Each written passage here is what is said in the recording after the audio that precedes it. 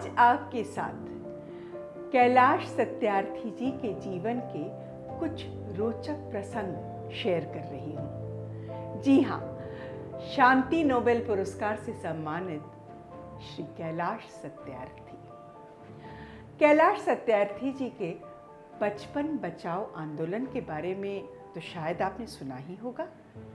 बचपन बचाओ आंदोलन ये वो आंदोलन है जिसमें ये गरीब मजदूर बच्चे जिन्हें कि बंधक बना के काम किया जाता है, जिनकी आयु 18 वर्ष से कम है, यानी बाल शोषण के अंतर्गत जो आते हैं, उन बच्चों को किस तरह से ये रिहा करते हैं, उसके बाद मुक्ति आश्रम में ले जाते हैं और उनको एक अच्छी जिंदगी प्रदान करते हैं। तो ऐसा ही एक प्रसंग था। यही पुरानी दिल्ली के पास कुछ बच्चों की जानकारी कैलाश जी को मिली और वहाँ जाकर के इन्होंने उन बच्चों को छुड़ाया। बच्चों की जो उम्र थी वो औसतन 10 वर्ष से 13 वर्ष की आयु की थी। सब बच्चों को लेकर के मुक्ति आश्रम आया गया। वहाँ पर बच्चों को उनके हिसाब से अलग अलग जगह पर रख करके लोगों के साथ बातचीत, खेल कूद, खाना पीना, यानी एक पारिवारिक माहौल दिया गया। पर इन सब में ऐसा देखा गया कि एक बच्चा कुछ अलग थलग सा था। वो गुमसुम रहता था, वो किसी से बातचीत नहीं करता था। जब उससे बात करने की कोशिश की गई तो बहुत ही अस्पष्ट कुछ तो भी बोलता था। सबके लिए उसकी भाषा को समझना कठिन हो रहा था। ऐसे में एक दिन जब कैलाश जी वहाँ पर आए तो उन्होंने उस बच्चे को देखा और जैसा कि आप सभी जानते हैं, कैलाश जी के मन में एक छोटा सा बच्चा रहता है जो बच्चों के साथ बिल्कुल बच्चा बन जाता है। और इसी बात का फायदा कैलाश जी को हमेशा मिलता है। कैसे? हाँ, बच्चों के दिल की बात जानने का। जी हाँ, तो कैलाश जी उस बच्चे के पास गए। उस बच्चे का नाम था नूर मोहम्मद। और नूर मोहम्मद के साथ पता है क्या हुआ था? वो जब कुछ 5 या 6 साल का था, एक दलाल ने उसके माँ बाप को बहला के फुसला के उसको वहाँ से अगवा कर लिया था और न जाने कितने लोगों के पास किन किन परिस्थितियों में उसको बेचता गया। और ये बच्चा पंजाब, हरियाणा और न जाने कितने प्रदेशों से होता हुआ दिल्ली पहुंचा था और फिर आकर गिर पड़ा कैलाश जी की झोली में। तो उसकी भाषा में हर जगह का मिश्रण था, पर मूलतः जो उसके बोलने का तरीका था, जो स्टाइल था, उससे कैलाश जी को लगा कि कहीं ना कहीं ये बांग्लादेश से आया है। उसमें एक बंगाली का पुट था। तो कैलाश जी उसके साथ बैठकर और बातचीत करने लगे। बातचीत क्या थी? ज़बानी बातचीत नहीं थी, आंखों से बातचीत थी, दिल से बातचीत थी, मन से बातचीत थी।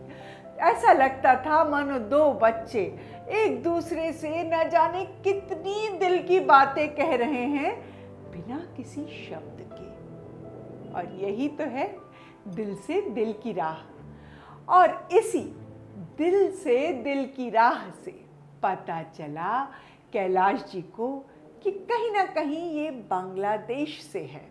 जी हाँ, और बांग्लादेश के खरगाचुरी गांव, ये उनको ये गांव है, जिला है, क्या है, ये कैलाश जी को पता नहीं था। पर फिर भी उन्होंने बांग्लादेश में ये खबर भेजी। हाँ, यहाँ एक बात आपको और बता दूं, तब तक कैलाश जी नोबेल पुरस्कार से सम्मानित हो चुके थे। बड़ा नाम था कैलाश जी का और सबको मालूम था उनके इस बहुत ही सुंदर आंदोलन के बारे में, जो कि बचपन बचाओ आंदोलन था। तो हर तरफ से लोग उनकी मदद के लिए आए और उन्होंने जब बांग्लादेश में इस बात की खबर भेजी, वहाँ के हाई कमीशन के मदद से इस जगह का पता लगाया गया और वहाँ का जो एसपी था उसने बहुत बहुत मदद की और उसने पता लगाया कि हाँ, एक दंपत्ति है जो कई सालों से अपने एक बच्चे को ढूंढने के लिए पुलिस स्टेशन पे आते रहे हैं कि उनका एक बच्चा बहुत पहले कहीं गुम गया।